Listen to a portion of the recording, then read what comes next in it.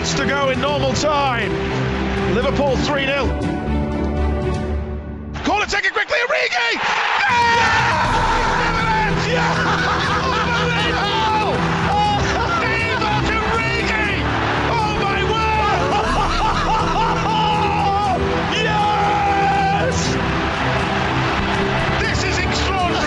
Hello and welcome to the Reds Cast podcast. Feels like all we do is talk about after disappointing draws at the minute with Ste.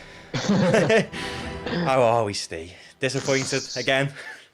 Yeah, a bit deflated is probably an understatement. I think this past 2 weeks probably is about as bad as it's been under Klopp. Yeah. Or certainly for at least 3 seasons. I don't think we've had a run this depressing. Nah, it feels like it's the Liverpool of old in a sense but we can't score goals, so it's not the Liverpool of old because we're absolutely dominating teams. We just can't score. Yeah, the past 3 games we've come away with 2 points from 3 games. Yeah, and I think our average possession stats is over 70, which is just beyond a joke. Like, I mean, yeah, football's about more than possession, but usually you get that much possession, you get something out of the game. Yeah, I'll get the possession up for that last game. I think it was about 70%, to be honest. It's been 70 plus for them past 3 games. I'm certain of it. 67% possession we had against Southampton. 17 shots and 1 on target. That is a stat that is coming up ever so frequently at the minute, where we're having the shots, but we're just not delivering the goods, really. Yeah, I think that's down to the way the opposition are playing against us. That it's reducing us to shots that are not likely to go in anyway. You know, shots from outside the box, tight angles. It's a pattern since we played West Brom, and I think the 2 teams we've played, Southampton come at us a bit more, but I think a lot of teams are going to be looking at the way West Brom defended against us and using that model because it worked. Well, you're right. It's been that model for West Brom, Newcastle, and now Southampton. Like, obviously their plan was to get the early goal and just defend for their lives, really. And I think if we would have got one, it would have brought them out at us a bit more. And then if we probably would have just killed them off them. But Liverpool notoriously can't play against teams that park the bus against us. So if that's the formula to get results against Liverpool, everyone's going to follow suit, which is worrying. It's almost as though we need to figure out a new way to attack. It's fair to say. I'm surprised this took teams that long to figure it out. To be honest with you, everyone... I think it got to the point because we were winning so many games, people were thinking, well, they're going to beat us anyway, we might as well have a go. Yeah. And now people have realised, look, they're not all that. Then that's going to be, I think, teams are going to try and frustrate us from now till the end of the season. And added to that, I'm sure we're going to get onto it, that was not the only opponent we were playing in the last game. No, it definitely wasn't. We'll get onto that because I've got loads of pictures to put on this screen. But looking through all the stats, it's like 10 corners. I want to touch on that last corner as well in a minute. Don't we have to? But I mean, like, we had 675 passes. The most worrying stat for me out of all of them was we lost possession 198 times. Now 38 of them was Trent. And we only managed to get 15 out of 43 attempted crosses into the box. Say that stat again. In one game, we lost possession how many times? We lost possession 198 times. That's more than twice every single minute. Yeah. That's criminal. It's worrying. It's massively worrying. And I mean, Jurgen's confirmed today that Trent had COVID in pre-season, which I think we all suspected, didn't we? Because he missed 2 weeks of it. But yeah, I know he's playing like he's got it now, to be fair. Yeah, well, it can have lasting effects on like your respiratory, however you say it, system. Yeah, that one. You can have lasting effects. Yeah, you can have lasting effects on that. And I think Jurgen done the right thing dragging him off, to be honest. I think Absolutely. he needs... Trent's a superstar, but I think he knows he's a superstar, and it's almost as though he's playing us in the sense of, well, if I have a bad game, I'm still going to play the next game.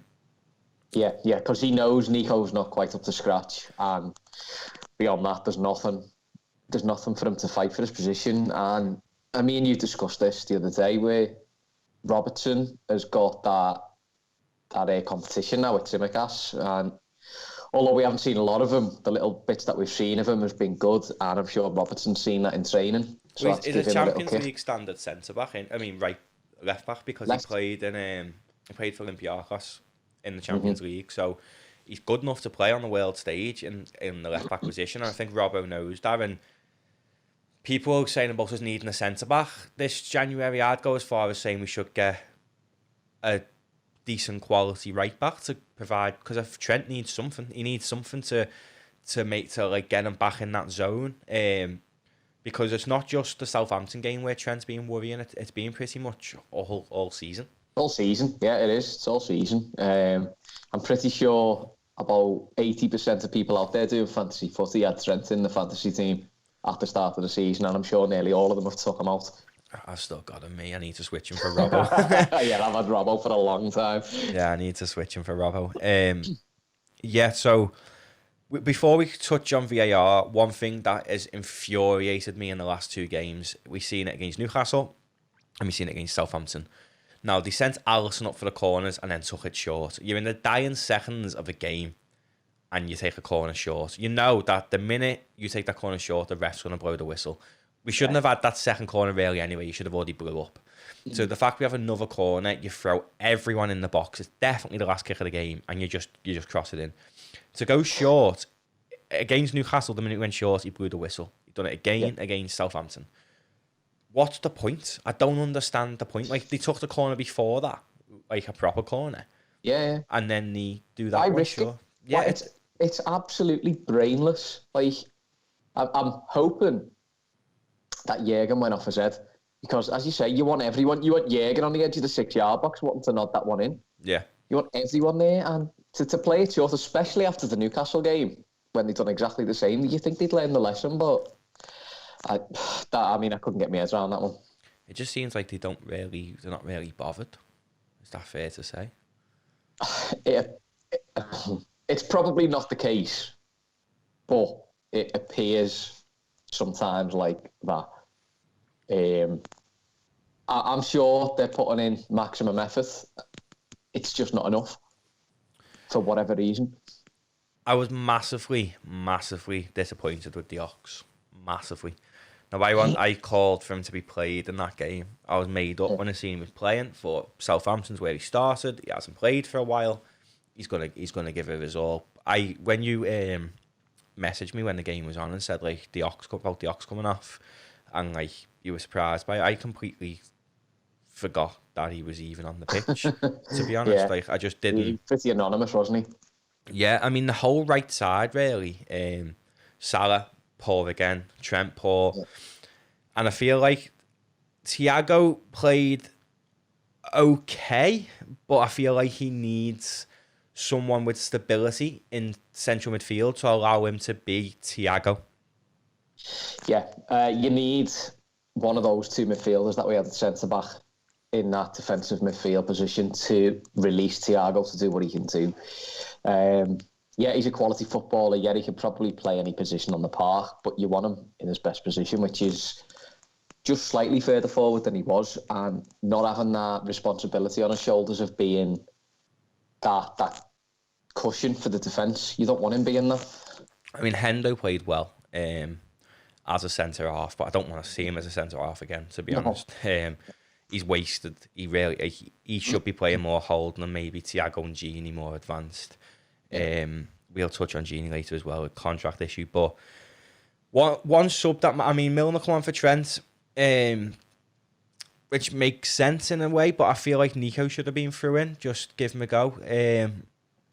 And I just don't understand Tahi, really. He played a blind with a game against Palace and hasn't got off the bench since.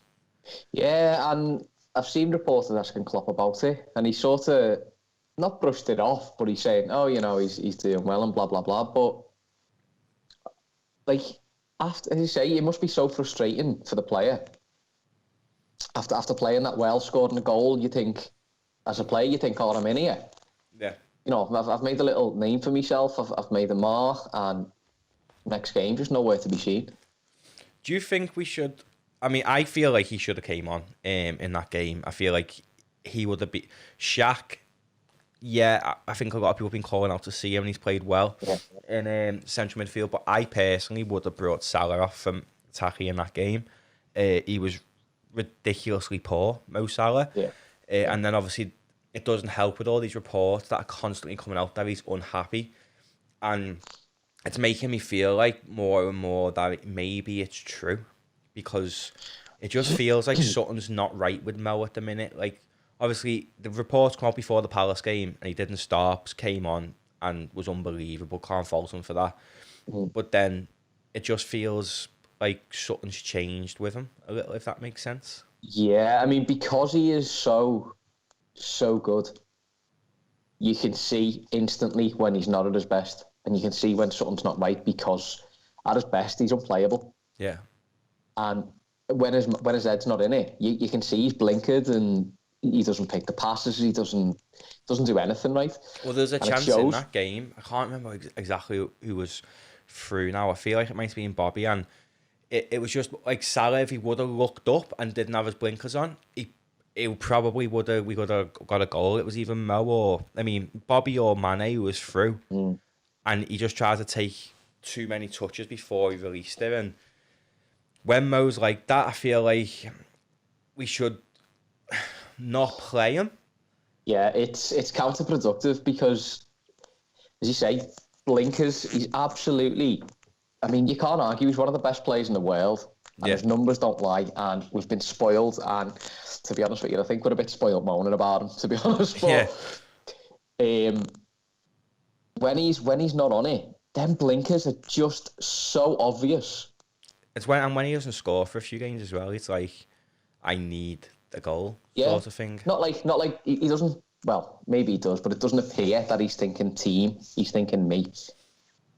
Yeah, it's ridiculous. I mean, the elephant in the room about that game, obviously, Liverpool just weren't good enough in terms of like the whole performance just wasn't good enough, but it wasn't helped again by VAR. And just absolutely gobsmacked. Well, I mean, the referees who've been bad against us this year had a nice little trip without the wives to Thailand, probably conjuring up a plan. And I hope they are listening, and I hope they do say something about me, because it's just a bit sussy that them referees are consistent. Like, what do Liverpool need to do to win a foul? And it's not even just... Put a United shirt on. Yeah, it's not even just like fouls. It feels as though the first challenge Liverpool players make on somebody at the minute, they're getting carded straight away.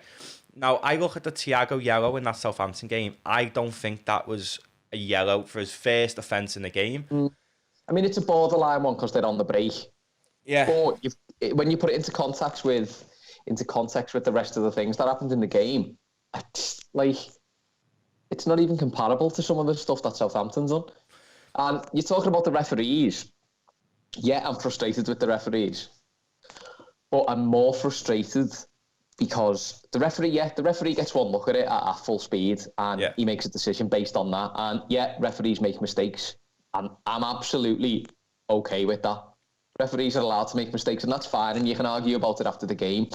But when someone is looking at it on a screen for like 2, 3, 4, 5 different replays in slow motion, and they're still coming out with the wrong decision, that's what really, really winds me up. Not the referee making the mistake in the first place, but that can happen. VAR as a system is fantastic, what it can do. Obviously, when it goes against you in terms of like offsides and stuff, when it's like fingers offside and all that palaver, it's massively frustrating. However, if that system was used properly, it's amazing. You look at it in like rugby, you look at it in cricket, and I think there's another sport that uses it as well. The NFL use it, tennis use it. it's phenomenal and it works, but then human errors, is the issue here. It's not the technology, and I know so many people are saying like, fuck VAR and stuff like that, and I'm with them on it. Like, it has ruined the game of football that we all fell in love with. But I mean, you talk about technology. Technology's only as good as the person operating it. Yeah, I mean, like, and some of the things that it's getting wrong. I mean, offsides and that.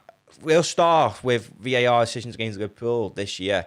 Sadio Mane was onside, and I don't care what anybody says, because how can an arm be offside if you can't score with your arm? Are we talking in the derby? Yeah. Yeah. So I'm going to go through a few, and then... Have you got pictures to throw up while we're doing it? Yeah. So the Mane one, the line's diagonal. It's not even a straight line. They've done anything they could to rule Mane offside for that Henderson goal. But in my eyes, if you cannot score with your elbow, so they always say you can't score from your elbow and below. Yeah. How can his elbow be offside if you can't score with it? Then you think back to the West Brom game. I think it's Carlum Grant who's manhandling Sadio Mane. Now, this is in the 86th minute, and it's at 1-1. Now, he has got his arms wrapped around Mane's chest. Yeah. No foul. Virgil van Dijk on Jordan Pickford. Now, Jordan Pickford, if I ever seen him, I'd probably do that tackle to myself and see how he liked it. But, like, that is a ridiculous foul, and still to this day, I don't understand how he was allowed to play. Even after the game, the FA should have looked at that and like overruled the decision. Dangerous play. Yeah, like a goalkeeper should not be 2 foot on a player in the box like that at the kneecap. Yeah, and I'm not having it that it was after the ball had gone out to play. Like, you're not allowed to do. Well, that United game, you can't go and chin someone. Well, after that United game a few months ago, I think was it against Villa when they give the penalty after full time and the players had to come back on the pitch. Yeah, I remember that one. Yeah. So it was like 96 minutes or whatever. And... Yeah. Then more recently, the Newcastle game, that chance where Mane would have poked it in the net. The keeper pulled him down. Yeah, he's basically got hold of his kneecap and no foul. 2 hands on him, round him. Yeah, no foul. Now the Southampton, there was 2. I mean, the Southampton game was probably the worst refereeing performance I've seen all season against Liverpool. Yeah, without doubt, it was shocking. And let's have it right. Liverpool were rubbish. Yeah, we were rubbish. I hold my hands up. But the officials were just worse. I'm not going to sit here and say we deserve to win that game, because we didn't. Southampton deserved to win it. I'm happy that Danny Ings was the one to score. If anyone's going to get the goal against us, I'd have the utmost respect for Danny Ings. I was gutted he didn't make it at Liverpool because of his injuries.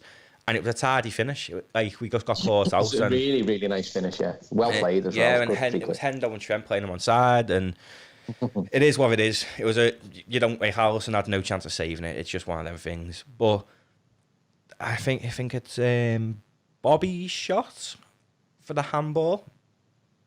I can't remember who hit the shot, but it was look, in my eyes, you shouldn't be given that as handball. But all the other handballs that have gone against us, and you're like, the referees are giving them every single week. Now, in my eyes, that sort of thing, it shouldn't be handball. But if you put it into context with the rest of the decisions throughout the season, it's got to be given as handball, because it's got to be fair across the board. It's pretty much the same as Gomez's against City, and Gomez, you can quite clearly see on all the replays, moves his arm out the way. Now, when he's moved his arm out the way, the ball's hit him. If that would have went against us, I'd be fuming. But the amount of penalties that, say, United have had and other teams, we're focused on United because I'm with Jurgen on it. Yeah. That would, if United was playing Southampton and that happened, that was a pen. I don't care. I'll argue that's the day or die. And that's the main reason that I'm upset about it. Not the fact that I thought it was a penalty, but the fact that everyone else is getting penalties for that and we're not. Yeah. Now, the Sadio Mane one, right, it isn't a pen. It isn't.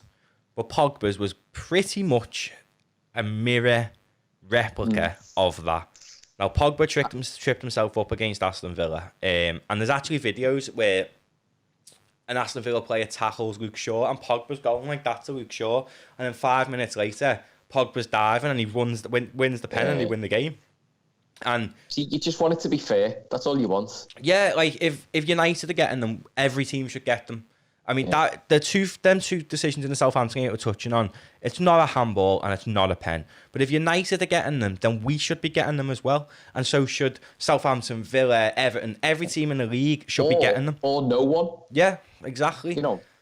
And it feels as though because they know they made the mistake with Pogba, that the games after that then have the repercussions where the refs know that they've made mistakes.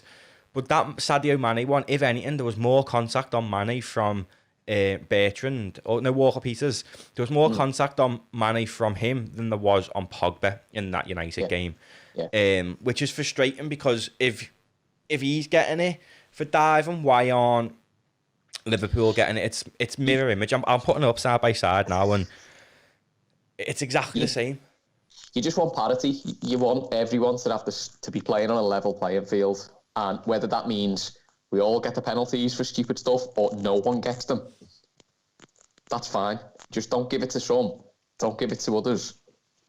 That's what's most frustrating. Is it just seems not that we're feeling. Well, yeah, I guess we are feeling picked on, but it's just not. It just doesn't seem fair because it does feel we're the only like ones like the referees went on holiday together and said, right, how are we going to stop Liverpool in the league? That's honestly how it feels, and that's how it looks. They've all went on holiday together, and now they're the referees who are constantly not giving Liverpool the same things they're giving other teams. Like the. But I would still expect VAR to pick up on the. But then I think, but then it's the referees who are doing the VAR as well. True. So like when you think back to that Everton game, it was David Coote on the VAR. David Coote, a United fan. And that's something. I understand people who are from England are going to support English teams, but the referees make that many mistakes now. I feel as though to be a referee in the Premier League, you should be a foreign referee who doesn't have no loyalty to English football teams. Yeah, but I mean, that's easy said. I would quite like that, but there's no... Or just make clones of Mike Dean. Yeah, I mean, there's nothing to stop a foreign referee having an English team that they prefer. Yeah, it just feels as though it's so obvious. I mean, what surprised me in the United game is it was Michael Oliver who gave this foul on Pogba, and he is usually bang on the money, Oliver. But if you look at them closely on the screen now, you can see quite clearly that Walker-Peters' knee is in the back of Mane's leg, and on Pogba's, the only thing that's touching him is his boot on the other foot. And that's what's frustrating. And then you look at the stat that Liverpool since October 2015 have had 30 penalties. Manchester United since August 18-19 have had 32. So in the time it took us to get 30 penalties in 5 years, they've had it in 2 seasons, the more. And the other stats that you've got to put up with that as well is something Klopp brought up, and it's like, I think we've spent more time in the opposition box during that period as well, because you can skew stats to suit your agenda. So people might say, oh, well, they've been in the opposition box more, but they haven't. We have. Yeah.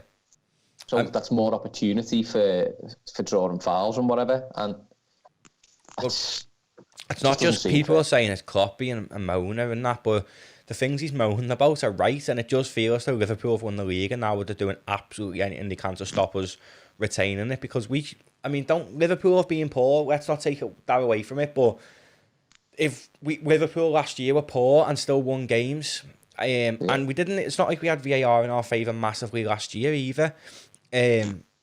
Contrary to popular belief, like people always say, like Liverpool and stuff like that, but VAR has never ever really done much for Liverpool. Very rarely. There's another instance I thought of. I don't know whether you've got a picture of it up. It was against Sheffield United, the foul on the edge of the area. Remember when they give the penalty when Fabinho allegedly fouled him, and it was on the line, off the line, whatever it is, but they never even checked was it a foul in the first place.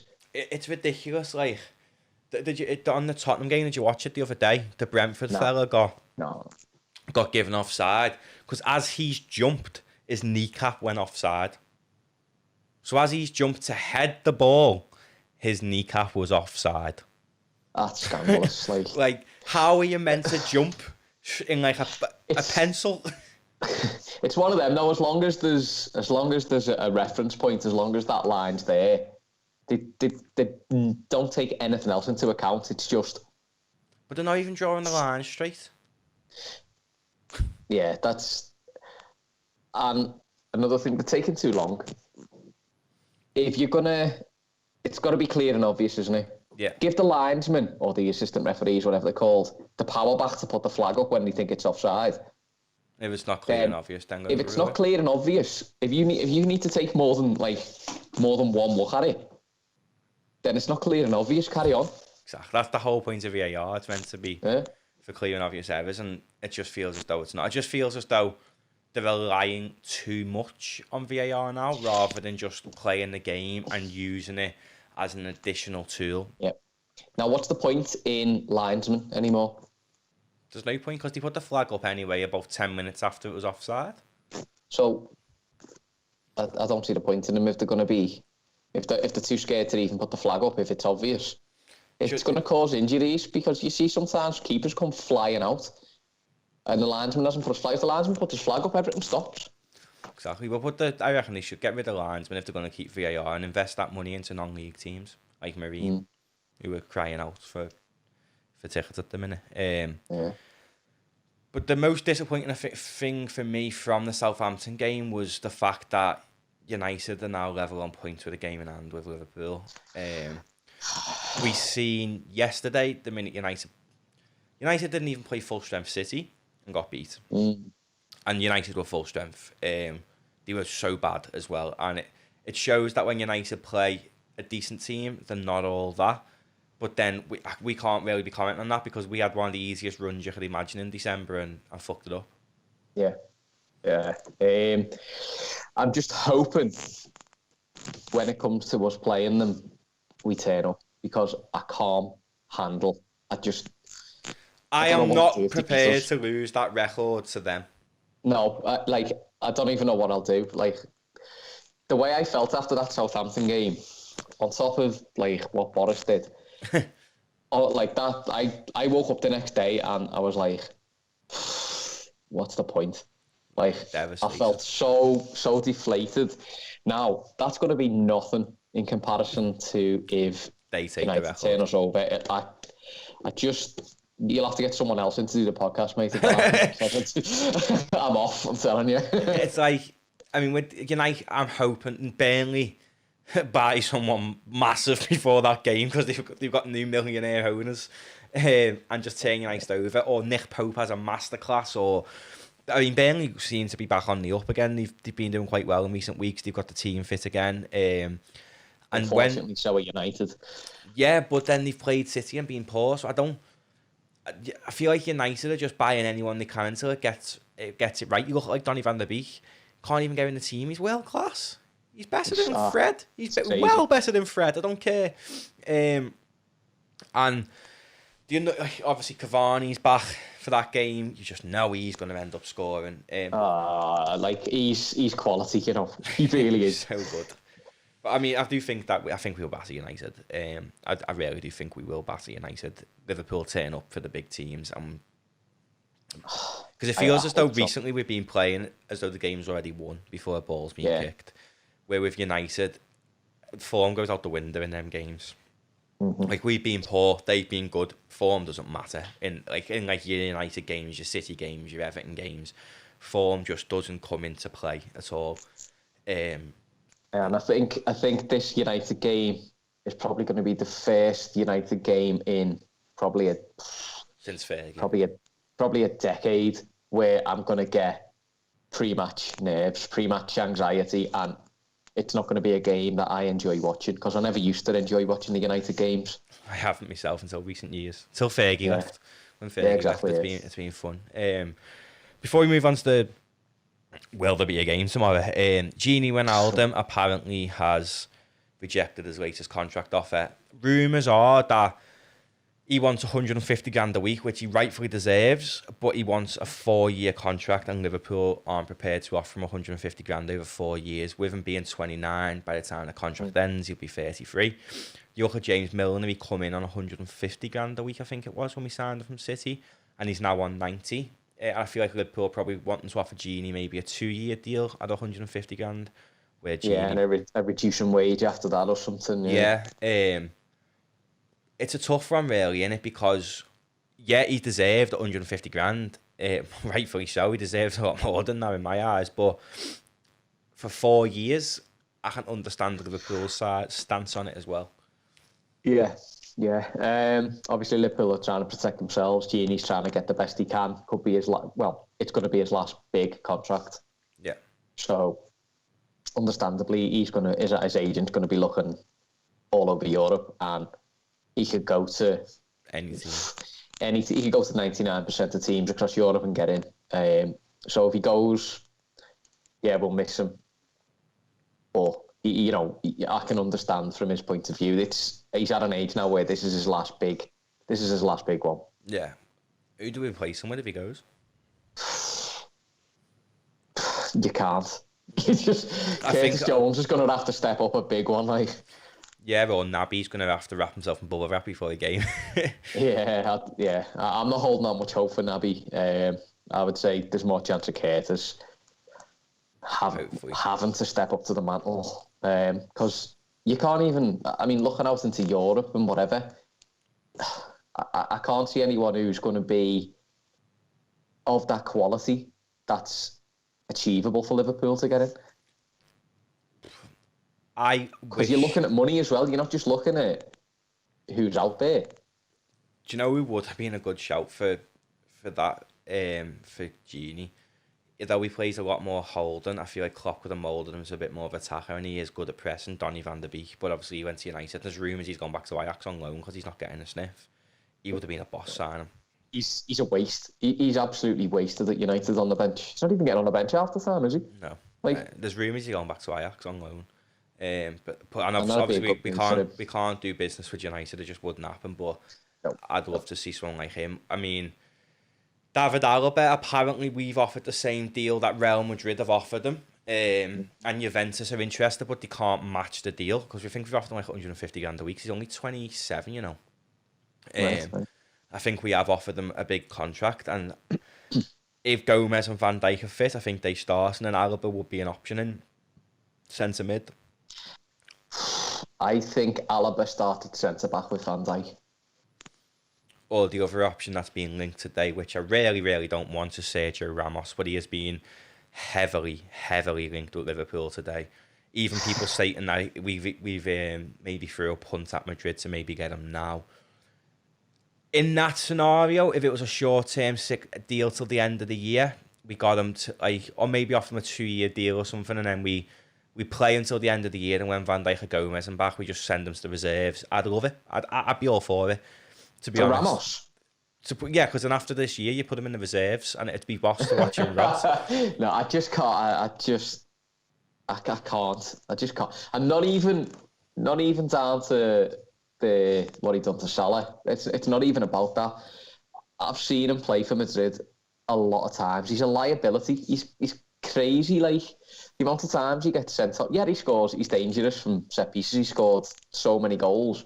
He just flies in, doesn't he? He's just as likely to get sent off as he is to score, and that worries me, especially in a new league where he's not gonna be up to pace. Well, you get a centre back sent off in the Prem. It's a lot harder than having a centre back sent off in the Liga as well. Yeah. But I mean, Klopp's press conference today said it's unlikely that we'll buy anyone before the end of January, but that same year, Klopp said it was unlikely we were going to buy anyone in the summer. Then we went and bought Thiago and spent 45 million on Jota as well. So yeah. It's just lip service for the press, isn't it? Yeah, we spent 65 million in 4 days in January after a week before him saying, it's unlikely with COVID we're going to buy anyone. So I do think Liverpool are going to buy somebody in January. I think I'd go as far as saying we won't win the league if we don't. So, because think about it, if we don't buy anybody, we are banking on Fabinho not getting injured till the end of the season. Now, Fabinho doesn't get injured that much, touch wood. But there's a lot However, of pressure on him now. if he gets injured, we're going to be going into Premier League games with Nat Phillips and Reece Williams at centre back. It's just not. It's just not doable. Yeah, you need to give kids game time to develop, but they're not going to develop playing next to each other. They need to be playing next to someone experienced to learn from them. Absolutely. That's why Joe Gomez has got so good, because he's learning from Van Dijk. And I just don't think if Fabinho got a knock or anything, even if he's out for one game, you're going into that one game with 2 kids. It's suspension, anything. You know, we could. Yeah. You know, how many yellow cards has he had? I'm sure he's racking up. Yeah, a few. he's had a few. Not far off It a feels like he suspension. has had a few. And I just like Klopp did say in any other situation, like a non-COVID world, if you had 3 senior centre halves out injured, you would go into the market. But all I can think of is obviously we haven't had fans in the ground now we've had them in a full capacity for nearly a year. That's a mass amount of revenue that FSG have lost.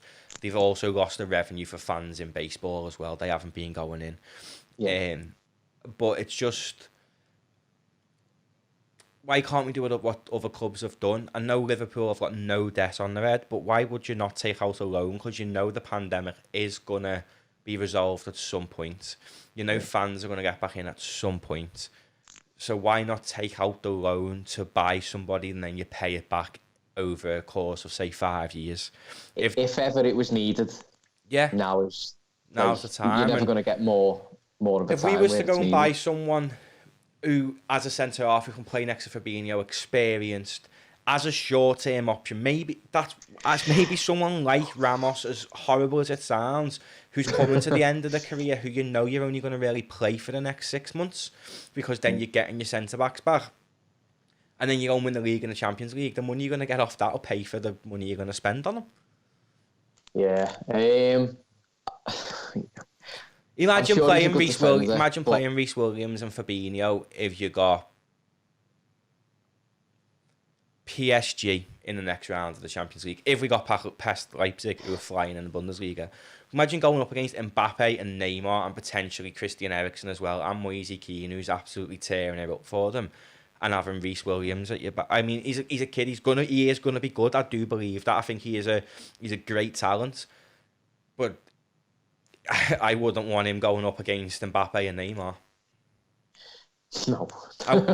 Like when you think about teams he could go up against in the Champions League, he could go up against Messi, he could go up against Suarez, he could go up against Cristiano Ronaldo, he can go up against Messi, he can go up against Ronaldo.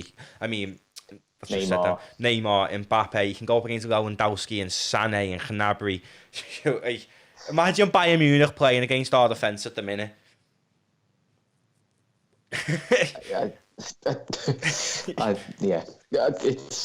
It's one of them. It's suicidal. It is, yeah. And Sergio Ramos, I would probably for the first couple of games feel a little bit dirty cheering them on. I won't like him. If he put in a couple of good performances. I'll probably slag him off on every podcast, no matter how good he gets, because I can't stand him because he broke me little arse in Kiev. What he done to Mo, but I'd take anyone at this point, to be honest with you. I really would. I'll give him one thing. He's an athlete. Have you seen him? He's ripped. I've never seen a central defender look like that. I don't like his ego and I don't like his morals, but you can't take away the fact that he is a world-class centre-back. World-class. Yeah. He's highly decorated. He's won everything. He's won 5 Champions Leagues, hasn't he? He's won. Yeah, he's been there a long time. Ronaldo won everything. Ronaldo's won 4 with them. And I feel like he's been at them for longer than that, so he might have won 5 with them. I'm not too sure. Because Ronaldo's won 5 in total, and but 1 was with United. Yeah, moving on to tomorrow.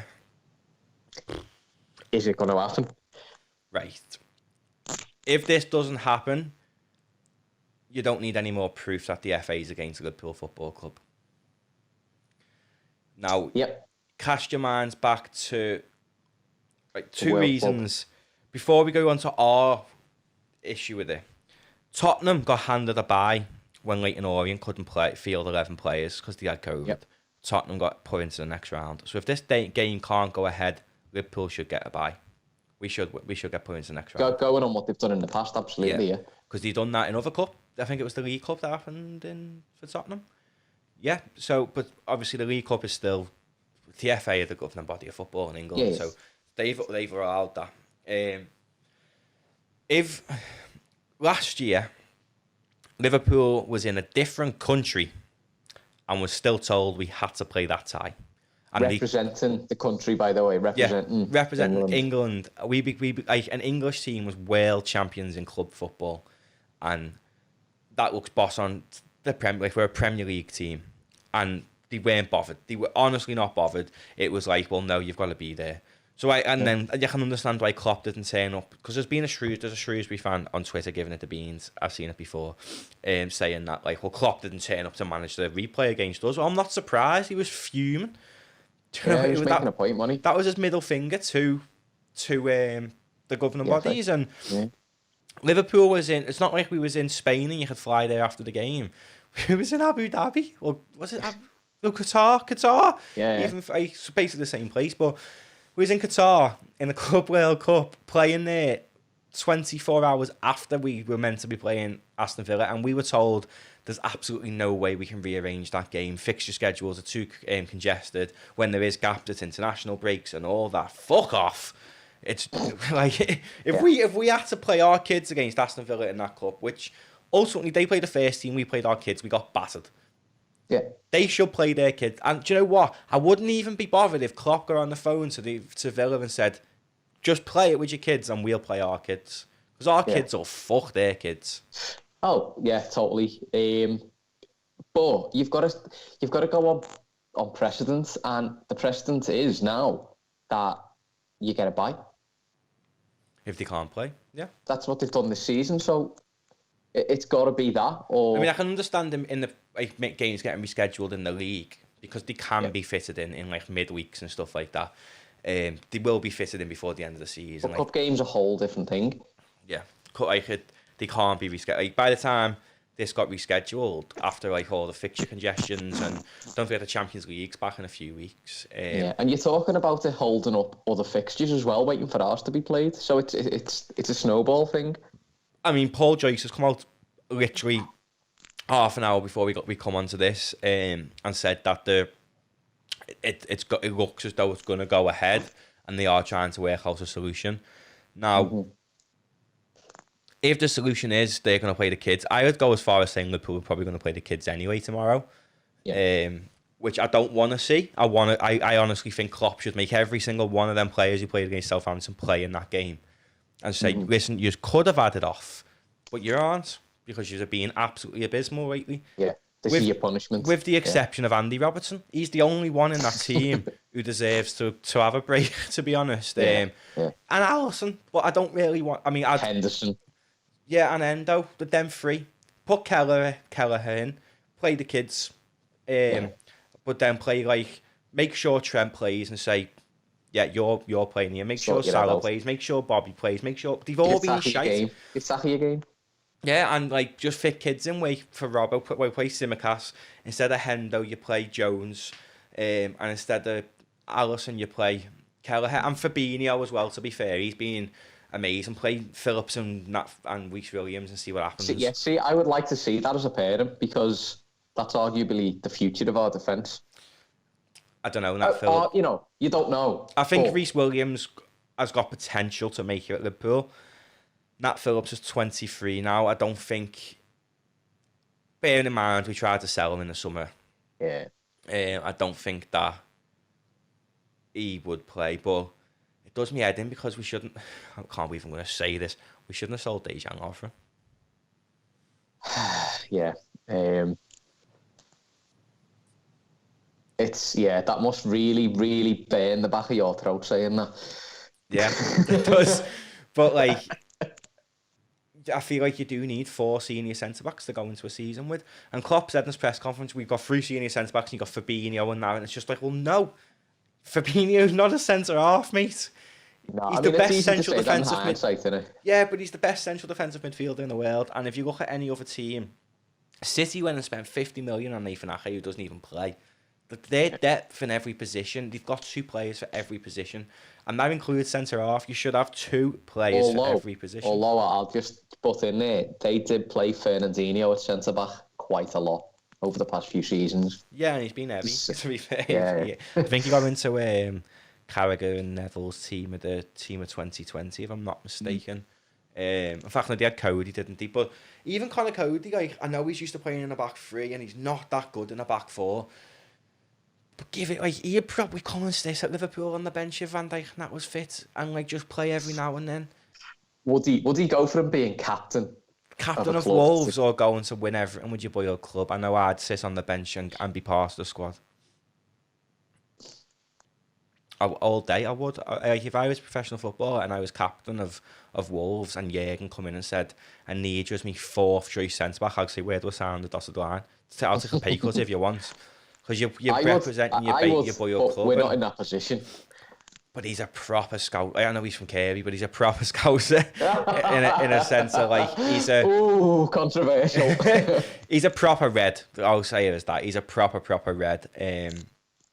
And it's just frustrating. I do think we just need to go and buy someone, whether it's loan someone, something, because Stephen Colker, get him back in. Oh, remember that? Didn't he play up front as well? Yeah, he got about 2 sub appearances, and they were both up front in like the 85th minute or something when we were chasing a game. That's 1+ actually from the Southampton game. We didn't make a stupid substitution in the 90th minute. But I think this game tomorrow has to go ahead. If it doesn't go ahead, Liverpool and Jürgen should cause a public uproar about it, because if we had to play 2 games in 24 hours in different sides of the globe, you know, if it doesn't go ahead, we need to buy. Yeah. Only there. If either of them 2 situations don't happen, then we cause murder. Because you just know it's going to get rescheduled, and the FA will probably go, you've got to play on the Wednesday, even if you're playing Leipzig on the Tuesday, you've got to play this on the Wednesday. Yeah.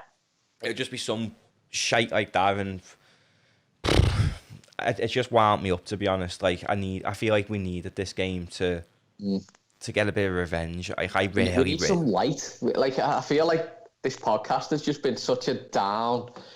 Like, all we've done is moan, and we need something to lighten the mood a bit. I mean, I'm not going to sit and slag players off. I mean, they've been awful, but people have dips in form. It just feels as though because Liverpool have had 2 years of intensity with Klopp, some of them are just burnt out now, and sometimes Klopp's the victim of his own success in the sense of he's too proud and that, and it's just like sometimes you just feel like he makes some mad decisions and stuff, and I'll always love him, but I just think sometimes he needs to swallow his ego a little bit and just bite the bullet and go and buy a centre-half. Don't care if Joey G and Van Dijk are pissed off if we don't buy someone. I honestly don't care. Because Van Dijk and Gomez are going to walk back in the team, whoever you get. Do you know what I mean? Like, unless you're going and buying... I don't even know. There's not many out there, is there? There's a few. There's a handful that you'd say would... I can't even think of any, though, off the top. I mean... Upperman Carno is someone I'd like. But Van Dijk certainly starts. Joe Gomez, I don't know. Well, it depends how he comes back, doesn't it? That's it. Like, we don't know how it's healed. I seen a picture of him on a bike the other day, doing recovery, which is good. It's good to see. Mm-hmm. The only thing I'm thinking, Steve, is do you maybe think we're not buying anyone because Van Dijk's back sooner than anyone thinks? I hope so. Like if Van Dijk's going to be back, say, middle of Feb, that would probably stop us going to buy somebody. Because Van Dijk and Fabinho is a solid partnership till the end of the season. Yeah. And that's all I keep thinking is, if we don't go and buy somebody, Virgil van Dijk must be back a lot sooner than we're imagining. I would say even if they're expecting Van Dijk back earlier, it's still a massive risk not to go and get someone, because he might come back and he might get injured straight away. He might not come back. He might have a setback. Anything can happen. I mean, I only want us to go centre back even if Van Dijk is coming back, because Fabinho, although he's been world class as a centre half and looks like he's played there his whole career, he's ultimately wasted because he is so good as the holding midfielder. We never did replace Lovren. No, so what we should be replacing Lovren really. Because we won the league last year with 4 centre backs, and we sold one of them trusting kids who the kids have got. Is Clavan still available? I think he is, I think he's still playing. Did he go to Italy or something? But even anyone, just someone, I think that's what we need. If we're going to get someone, it's going to be somebody who's in the twilight days of the career, who's maybe got a bit of experience, who's just a temporary fix. And that I don't think it's going to be someone who's going to come in and dislodge Gomez. No one is dislodging Virgil van Dijk. Nobody. No. Virgil van Dijk's going to be the next captain of Liverpool. We've said that for years. Idiot. When Milner retires, Van Dijk's the vice captain anyway, and then Hendo's obviously coming tomorrow as twilight, then Van Dijk. So he probably will be the next captain, and I just feel like we have to buy someone. We have to. But yeah, teams for tomorrow. Let's have a crack at it. Let's see if we can... Jesus, right. This is going to be wild stab in the dark from both of us, I guess. So, Kelleher. Yeah. Nico Williams. Reece Williams. Fabinho. Tsimikas. Then midfield. Curtis Jones, Oxlade-Chamberlain, Wijnaldum. Front three, Shaq, Minamino, Mane. As long as Divock Origi doesn't get on the pitch, I'll be happy. I actually forgot about him. He can't get near the pitch. More so in a sense of like he just can't be bothered anymore. He's too laid back, isn't he? He's just far too laid back. Yeah, he is. If he's laid back anymore, he'd be bent. Right, I'm gonna have a go over. I'm just having a look through the squad. Do you know what? He'll probably come out with some madness, like he'll play, is it Clarkson or something? Yeah. Do you know what's interesting on the Liverpool website? That Peter Luger's listed as a first team keeper, no academy. Who? The one who Alison recommended. Yeah. I think he might get on the bench. I think Adrian's career's done, and that's one thing I will say. I do think it's going to happen in January. I think he's going to go. Because he hasn't even made the bench. We've got 9 subs now, and he hasn't made the bench. Like Kelleher's looks like he's the number 2 choice keeper for Liverpool now. Mm-hmm. Rightfully so, he's earned it. But anyway, I'm going to go Kelleher, Nico, Reece, Williams, Sepp Vandenberg, Tsimikas.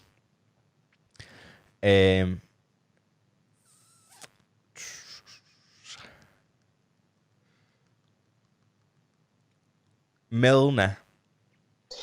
That's a shout back because he'll be captain, won't he? Milner holding with Curtis Jones and I'm looking too much into this. Curtis Jones and Leighton Clarkson. Okay. And up front, the front three, I'm going to go... Is he fit, actually? If he's fit, Paul Glatzel. Really? That's out of the blue, that one. Yeah, if he's fit. I'm not too sure, though. If not, I'm going to go Shaq, Minamino, Origi. Yeah, that was reluctantly an Origi, that one, eh? Yeah, but if Glatzel's fit, I think it'll be Shaq, Minamino, and then Glatzel down the middle. I think that is too many changes for Klopp. If he knows their kids are playing, though, he'll give kids more of a bigger chance. And you know what? That Glatzel is a baller. He's the one... I haven't seen much of him. Well, we ultimately let Bobby Duncan go to keep him. And he's well better than Bobby Duncan as well, by the way. I mean, there's a few other kids who I could see maybe getting a go. Kane. No, he's left now, I think. Jake Kane. What? Jake Kane, the midfielder, or Harry Kane? The midfielder. Yeah, Jake Kane, you might get a go. There's a few. I'm trying to think who else there is. I've heard his name, that Dixon Bonner. I've seen him a few times. He's quite decent. And that Liam Coyle, I think he's got a new deal. So I think it depends because we've also got Joe Hardy as well in the academy who. I think you're being a bit guilty of underplaying the game a little bit here and making too many changes. I don't think Klopp will go that week. Do you know who's going to play in centre half? Billy the Kid. Is he fit? Is he ready? I think he is fit. He hasn't been making the bench or not, has he? No, but he's so young. He's only 17. But if he's fit, if he is fit, I think he deserves to go. And I think the bench will have Peter Luger on it. Trent. Henderson, Diox, Bobby, Manny, Salah. Gives a score prediction then and goal scorers. I actually think it's going to be 2-2. I think. Is it replays or is it? I'm not sure because the League Cup has to be decided on the night on it, so I feel like it's the same because of COVID. It's a similar setup. Okay, so I'll go 2-2, and I think we'll get taken to penalties and win on penalties. If that'll happen, if Emi Martinez has got COVID, which I hope he has. I don't wish COVID on anyone, but if he plays, we've got no chance. I'm going to go 7-2 Liverpool.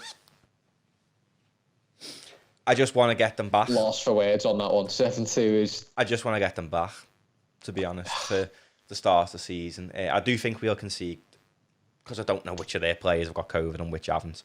But then saying that, if so many of the first team have got it, wouldn't the whole first team have to isolate?